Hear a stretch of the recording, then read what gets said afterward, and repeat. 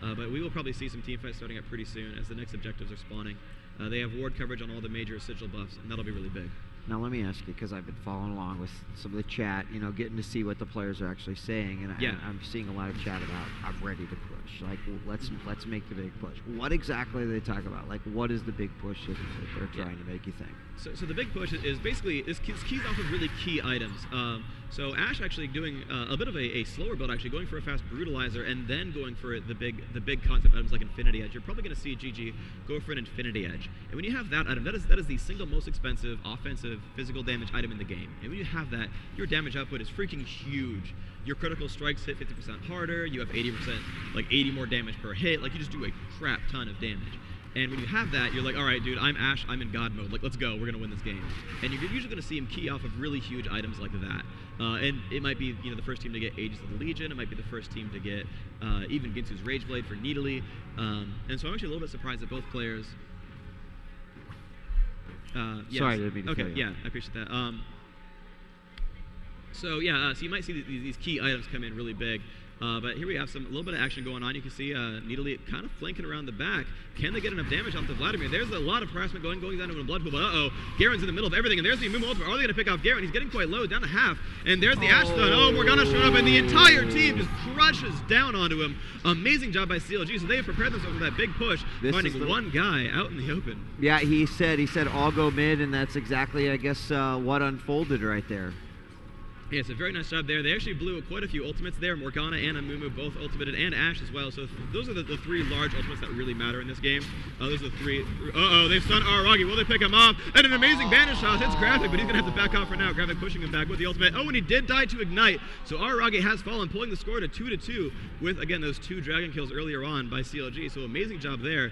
So with a score of, with basically 5 champions alive versus 3, they're probably going to be able to start pushing in and do some damage to this turret if they're feeling up for it. So again, some more damage down onto Saul. Saul's getting pushed back a little bit as Vladimir, but Morgana doing some good stuff there. The tremendous soil, picking off these minions real quick, farming some gold, pushing the turret up.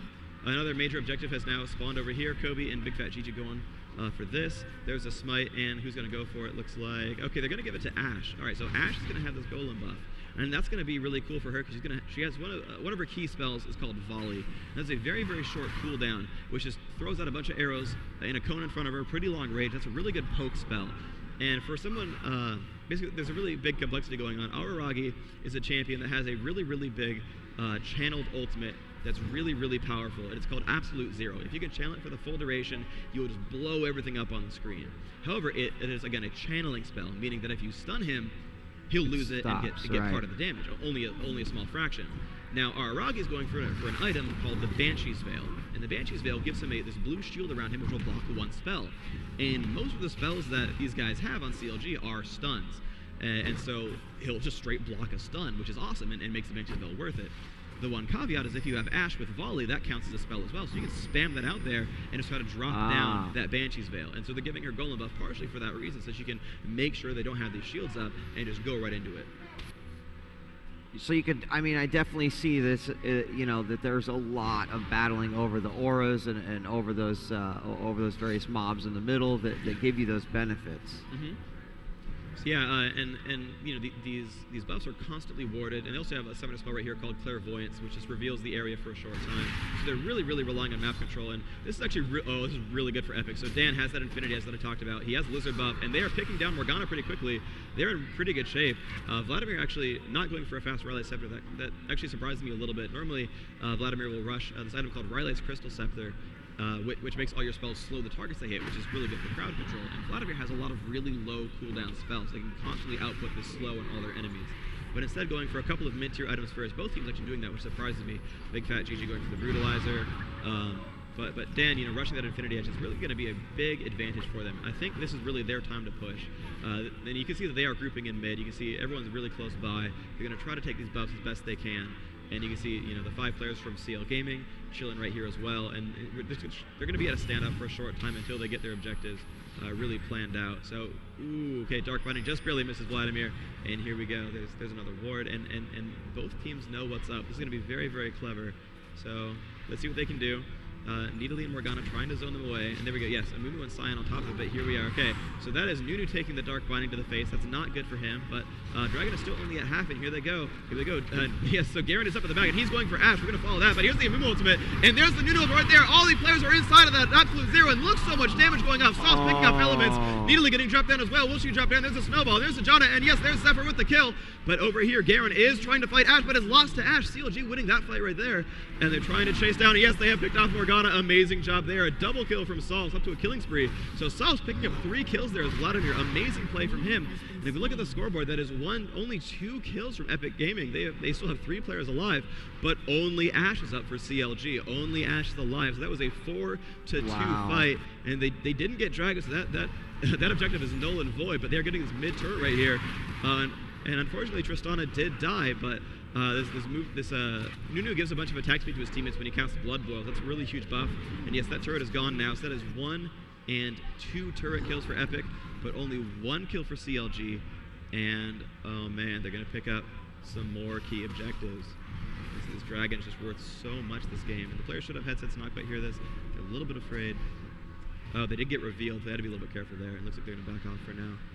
Can you tell me about that? Was Vlad's ultimate, right? Yeah. That pretty much wrecked everyone. Yes. Can you explain to me exactly what that ultimate does? Okay, so there was a synergy going on right there. So Vladimir has an ultimate called Hemo Plague, which infects everyone in an area about this big, and it makes them, whenever they take damage, they take bonus damage for like 10 seconds. And after that 10 seconds, they all explode for some more damage. It's a really awesome ultimate. It wins fights. But Araragi over here, as Nunu, cast his ultimate called Absolute Zero. He channeled in the brush, big snowballs came out, and everyone took a huge crap ton of damage right at the end of it. And those guys were all affected by Hemo Plague at the same time, which is huge. And so they took this giant, huge channel to the face, and it hurt bad. And that was bad stuff. But here we go. So, Hawkshot comes out. Oh, and they have grabbed Baron Nashor. So here's the other really big objective on the map. CLG grabs the Baron belt. They all these purple squiggles around them, which gives them ability power, it gives them damage, it gives them bonus regeneration, and just for killing it, they all got a ton of experience in gold. And they noticed that Epic's map control was really, really lacking, and so up they showed up, and oh, Araragi coming up, teleporting to the front trying to slow someone, but doesn't manage to catch anyone with his slows, unfortunately. So CLG will get away from that completely free. Now Dan still has his Infinity Edge, he is still quite farmed. Oh, there's the Ashe arrow, hits Dan in the face.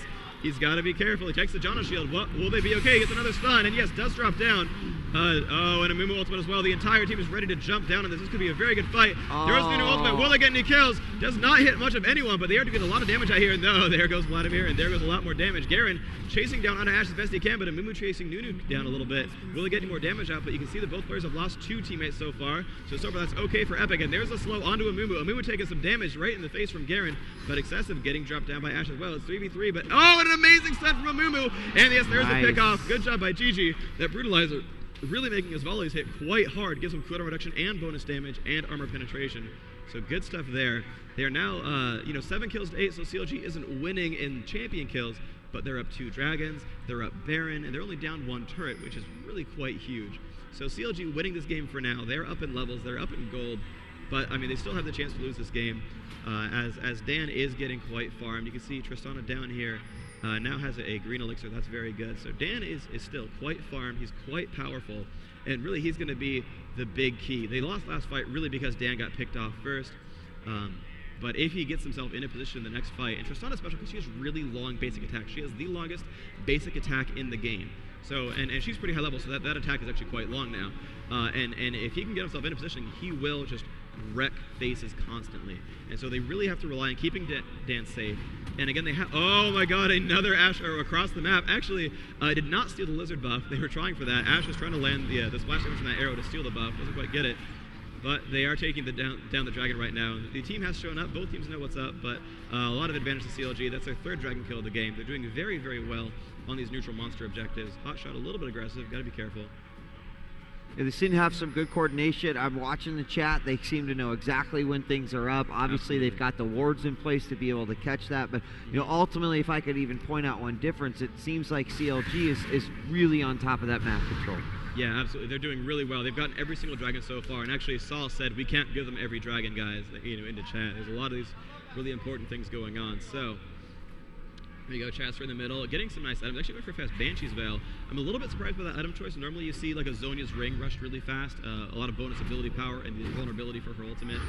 But they are pushing down into the mid lane, and they know what's up. So here we're going to see this fight go on. And there's Dan off to the side, poking Nidalee extremely hard, but does catch a bind to the face. They've got to be careful. Elements has some damage. Here we go. Mumu's in the middle of everything. Graphics in there. Oh, there's the Nunu ultimate. That is going to hit people hard. And Morgana goes down, and they're going to drop Cyan as well. Cyan has a shield on. Will they go for him? No. Oh, man, they dropped the Mumu, and Hotshot taking some damage to the face. Will they pick her off? There's the rocket jump. Another hit. Does not crit that one. Will they catch up? Nunu trying to get a slow wall into him.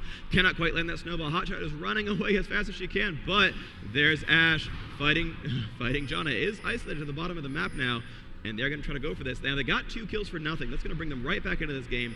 The Baron buff will time out, and GG going to do a little cute move here. She's actually going to suicide to the turrets. If she hasn't been hit by a champion in a while, she is not worth anything to the enemy team. Graphic gets erased. There's the flash. Yeah, there's the Zephyr. He's going to get full credit for that kill. But careful, GG putting out some damage. Oh, that was precarious, but does get that kill. Gets a killing spree bonus as well. Let me pull this up here. Ends the killing spree for bonus gold. So these hyper carries, CLG was winning, was actually losing in champion kills, but certain champions were getting all those kills. You can see that Ashe here at 3 and 2, Nidalee at 2 and 2. Most of these guys getting most of the kills. You can see Morgana, no kills to herself. When you have those killing sprees, you're worth more gold. So that, you want to go for these high value targets who are doing really well. Let's make them pay for that. To help balance out the fact that they're getting all the gold for the kills themselves. And even more incentive to protect those champions. Exactly. And you'll see all these games like someone's doing really awesome and they're legendary, they're 10 and 1. You kill them and you're like, oh, we just got 2,000 gold. Let's win the game with our newfound items. And that actually does make for really funny comebacks as well. So more farming going out for these teams. You can see, so Kobe's going to go for Randuin's Omen. That's a really, really good anti-carry item. Heart of Gold and Warden's Mail built in. To Randuin's Omen, what that does is you just activate it, and everything in the area is slowed, movement and attack, which is really, really good against someone like Dan Din's Tristana, who's going to be trying to attack just repeatedly for heavy, heavy damage, and just chugging these elixirs, trying to keep his stats up. So CLG on the back foot now. Their Baron buff has all gone. They are down now 4 champion kills. The Baron buff is gone, as I said. No dragon on the map. Not a lot of buffs available for taking. So we're going to see probably a large team fight. Epic does want to fight. They're doing quite well so far. And I do actually want to see them win this game because then we will have a game 2. And I just want to cast more League of Legends. It's just a really awesome game to watch. So really good poking right now. GG and Hotshot. Big Fat GG, Hotshot GG. Really confusing names, of course. Is a really good poke combo. They both have really long range, over 1,000 range spells to just output, and that do really good damage when they land. So they're going to keep poking out, getting rid of Banshee's Veils, putting on some damage, because there are no real dedicated healers for Epic. A lot of guys can heal themselves or put on shields, but there's no dedicated repeated healers on this team. Nidalee is the only healer that really exists on a repeatable basis. So here we go. Aragi jumping in the front, lands a snowball on a Chouster. There's Sauce doing some harassment, catches a little bit of damage to the face, but he's going to be okay. Silence Shield is going to dissipate, but he has mana to spare, not a big problem. Ooh, barely misses that spear onto Dan Din. And yep, they're just moving up this map. Oh, Dark Fighting hits Dan. There's the Ashe arrow. Dan's going to cleanse out of that and jump away. He's going to be okay, but takes a lot of damage. And there's the Nunu ultimate. He's going to zone everyone away. Catches the stun, but Nidalee is super low. And there's the Janna healing out the team. Kobe in the middle of everything as well. Mumu ultimate actually not doing much, but keeping them safe. Aragi in the front, taking some damage. He's got to be a little bit careful. Dan has now caught some health from that Janna ultimate, so they're all pretty healthy now. Most of the ultimates are gone, so it's just up to the straight up fighting. Oh, Graphic in some danger. There's the cleanse. Will they pick off Cyan? Zhonya's ring from Cyan, going to get away from that Tristana shot and backs off, but no, catches one more shot to the face. Dan Din picking up the kill. Jumps on top of a Mumu. That is dangerous, taking so much damage. Will they kill a Mumu? Yes, but they do kill Nidalee as well, so that is another kill right there. Dan sacrificing himself, but Nunu dropping down. Ashe picking up that kill.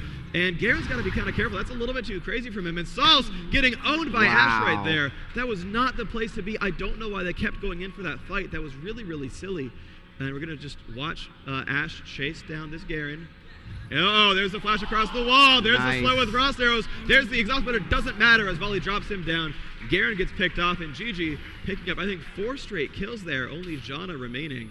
So that is huge. And Chouster looking to see, they do have control. And you can see that this tower being down means this tower is available right away. And so much damage is going to go onto this turret. They have a huge double minion wave here. This tower is below half. This tower will go down unless something crazy happens. So Chouster is there, putting on some damage. Not a great auto attacker, but still doing his job quite well. Putting out the damage. There we go. A turret has killed, and the second turret's actually worth more than the first turret. So this was actually more important than those 2 front turrets they had before. CLG now winning the turret game, winning in Dragons, winning in Baron. They won that last fight, but they are still down 3 kills. That does matter. Both Sauce and Dan are getting pretty farmed. They're getting most of the kills here, which is really, really important. But Big Fat Gigi, you can see he had that